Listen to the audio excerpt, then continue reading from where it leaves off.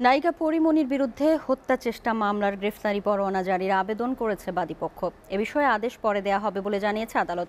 পরীমনির বিরুদ্ধে অভিযোগের সত্যতা পেয়েছে police bureau of investigation PBI. ঢাকার চিফ জুডিশিয়াল ম্যাজিস্ট্রেট আদালতের বিচারক এই আদেশ দেন।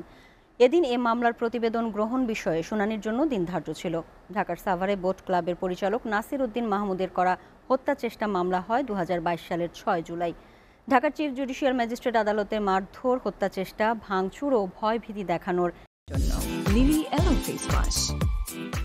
Lily, always beautiful. এই মামলার তদন্ত প্রতিবেদন জমা দেয় পুলিশের তদন্ত সংস্থা পিবিআই। গত 18 মার্চ তদন্ত প্রতিবেদনে পরীমনি সহ তার কাস্টম ডিজাইনার জুনায়েদ বোগদাদি জিমিকে অভিযুক্ত করা হয়েছে। পরীমনি ও জিমির বিরুদ্ধে বাদীকে মারধর ও ভয়ভীতি দেখানোর অভিযোগের সত্যতা পাওয়া গেছে বলে জানিয়েছে তিনি। তবে আরেক আসামি ফাতেমাতুজ জান্নাত বনির বিরুদ্ধে অভিযোগের সত্যতা পাওয়া যায়নি বলে উল্লেখ করা হয়েছে।